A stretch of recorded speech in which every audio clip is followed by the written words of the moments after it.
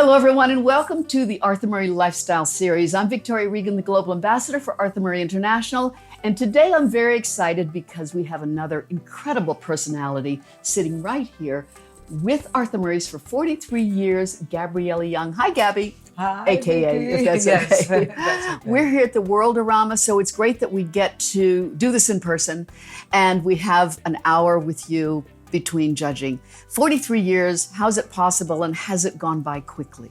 43, yeah, when I'm only 45, I don't know how that's possible. I don't know. But it has gone by very quickly. Yes.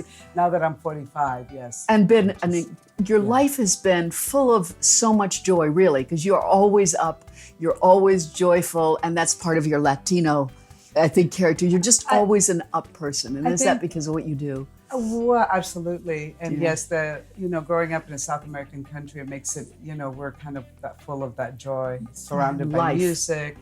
And, we love to dance at all the parties. So I think my dancing started really when I was about 2 years old. Yes. Yeah, probably in my mother's tummy. But, probably, yes. Yeah, so I feel very fortunate to be here. I feel very fortunate to be here with Arthur Murray's.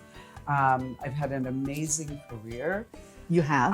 I love to dance. Yeah. The gamut of everything, which is where you started, where we all really start with loving the dancing. So let's talk about your dance career first, because you were a champion and you did many things. So, give us a brief breakdown of that. Well, brief. I know it's long. Brief. Well, how about you spend 9 a.m. in the morning till midnight every day for 12 years? Which is, by the way, what everyone has to do to be like this. Well, to be a competitor or if you're really serious about anything you do in life, I think that you dedicate yourself to that craft. But I've been very fortunate. I have had 2 dance partners in the 12 years that I competed. My first dance partner was from Brazil. So, our souls really just matched. And my second partner was from Puerto Rico. So I've always been very fortunate to have that soul brother dancing with me. It matched. It doesn't always match. So when it does, it's magic. And you had magic. We have some video of that we're going to hopefully be able to show you with Rafael, I think. So you competed then for how long? And what were your titles? With my first partner, I competed over a period of 5 years, and we were American style rhythm champions. Okay. Rising Star champions and United States finalists. And then with Rafael, which is quite a feat in itself. Yeah, and so then with Rafael. I took a little break in between, and with my second partner, we decided that we would actually do international Latin. We wanted to compete, at a world stage, basically. Yes. Blackpool was the dream. Of course. So we went on to that venture, and we had we were Rising Stars United States champions. We were finalists the last 3-4 years that we competed in the United States. We were in Blackpool. We made semifinals in the Rising Star, the 24 in the Worlds, and the Open. So it's like a dream, really. Right? It is like a dream. It's everyone's dream. But as you said, to get there, you have to have the DNA a bit. But even if you don't, you can work at it and be passionate, obsessed with it. And you did have the DNA, but you got there. And very exciting to have all those titles, which gives you the confidence and the availability of being asked to do all these great things with Arthur Murray's. However, before we get there, with all the things you're doing now, you were dancing for 5 years approximately, competing for a long time, but you connected with Beverly Hills. Now, for those of you who don't know about Beverly Hills, now you know that Tommy and Steve have it, but in those days, right, in 1908, what was it? When you connected with Terry Leone. Actually, 1985. Talking about a fellow an icon by the name of Terry Leone, and that's who you started with in the system. I did. I mean, it doesn't get better. Yeah, no, he was amazing. I was very fortunate. Someone suggested that I go to him when I moved to California, and I ended up in the perfect place with Arthur Murray's and with my Arthur Murray family.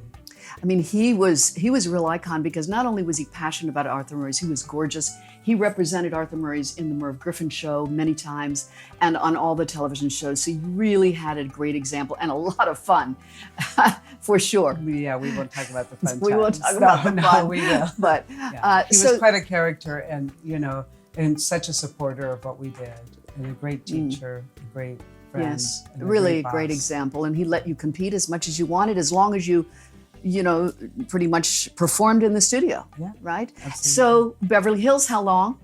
I was with Terry for 8 years. Until he passed. Until he passed. Right, yeah. which was a great loss to us. But you had that experience that you bring with us, or bring to us, and you went back to Florida, which is where I saw you a lot. Yes, I did actually. That was about a year after I retired from competitive dancing. And so I went to Florida and actually would do some work for Wayne Smith at Yes. the Coral Gables studio. They saw. I think Yeah. you met Alfredo, who's on the other end of the camera. Oh, and- yes. and yes, you trained Alfredo a lot, and that was quite a while ago. Wayne had a great studio from 20 years, I think. Anyway, so you were there, and from that point on, when was it that Arthur Murray's recognized you even more, not only as a great coach, but asked you to be a traveling consultant? Well, they asked me a couple years after being in Florida. And I was actually talking to an ex-coach of mine, and he was talking about another coach of mine. I'm not naming names right Okay. now, but We have so many they're people to great coaches. And he was telling me, he goes, you know, she left the business and she had all this knowledge and she didn't give it back. And I was like, oh, this shoe kind of fits me. And I had been asked to become a traveling consultant maybe a year prior, and I was on the fence about what I was actually up to, I guess. Okay. And so that conversation was like an instant, I know what I'm supposed to be doing. Yeah. It's like one person, which is probably what you do for so many people. You may change so many people's life by one thing to say, this is what you should do, and it happens. You know, so it happened for you, and you've been doing that for a while, very successfully. I mean, it really has brought you great joy. Yes. Oh my goodness, yes. And the funny part is, I remember the first time that I actually met a traveling consultant that had come into the school, and he was just standing in the hallway on the other side. And I remember I'm a young teacher going, oh my God, I want to be just like him. And I didn't think about it afterwards until I signed those papers, and I went, oh my God, that was actually one of my dreams. It was. It was. And so we don't realize it at the time, because I know I've said many times, I didn't really have a dream about it, but somewhere subconsciously. Going on to that subject of traveling consultant, we actually speak about it in the dance board meeting, where everybody wants to be a traveling consultant that loves to dance and that's competing. Well, the truth is that you really have to become a champion first, either with Arthur Murray's or at least in the finals, just if there's ever a question about that. So it's not really just certification and knowledge. It takes so many years and dedication, doesn't it? You feel that? It really does. Yeah, but you know what? The journey is amazing. Yeah. You know, you put in the time, you will miss nothing in life, and you'll get everything back. And if you're not a traveling consultant, again, you might encourage that there's so many other things to master, that they can choose so many other avenues in our industry. Yes. Like franchisee. So we'll go on to that. You know, again, not everybody knows that you may have been a franchisee also. Yes. You did that for a while, and you discovered that it may not be a lifetime thing, but you did it. Tell me about that transition. Well, thank you. That was also another one of my, one day I'll, when I'm done with my dancing and I can't move any, we think that. Yeah, we think that going. we can, and we keep going, yes. That, I would have a studio. And so that dream did come true. I was able to have partners and open up in Santa Monica. The studio's still there with my former partners. I chose that wasn't quite the life for me. I've been out on the road for many, many years already, and I really enjoy that life. Yeah. And I love what I do. I love teaching. I love traveling. I love seeing our Arthur Murray family all over the country. Yeah. You have a little more connection with everybody instead of the one, and it's not for everyone. I think we're also here to say it's potentially what we think is the best thing, because it is for most. But for many dancers and people, they've discovered that it's the gypsy life. Not to be derogatory for all of us that love traveling and touring. It's just what you chose, and it was still a good experience. Oh, it was a great experience. So it's I learned a lot. Yeah. And I don't think that you ever want to stop learning, whether it's being in management or the dancing or, whichever avenue, you really want to kind of progress in life by learning. So your advice, experiences. yes, sorry, friend. Your advice then to everyone watching that is already there, but certainly people that are dancers that want to be there, is to work hard. 9 to 12, or in between your 10 lessons a day, get up at 6. I don't know, that's what we all did. 6 o'clock, would you say? Any other advice that we missed? Well, I wouldn't call it work hard. I mean, yes, we can use that word, right?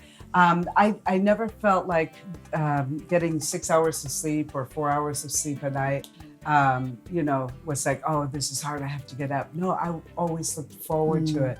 9 o'clock at the studio, getting your warm up, best music on, teaching, working for a couple hours with your partner, then teaching all day, and then repeating. Yes. Repeating. So, the higher you go up the scale, so to speak, and the more you're noticed, you tend to want to even put more time into it. So it was 2 rehearsals a day by the last 6 years that I competed, which was probably about 5 hours, and totally worth it. I don't feel I missed a thing.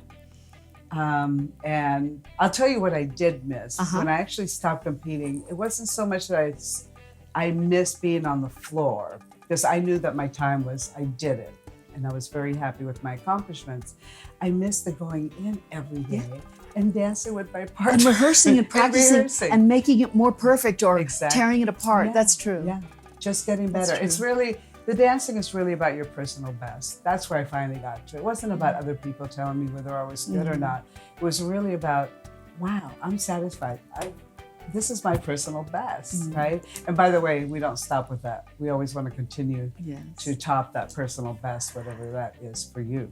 Well, the advice is wonderful. The passion is obviously still there. And, you're an incredible inspiration.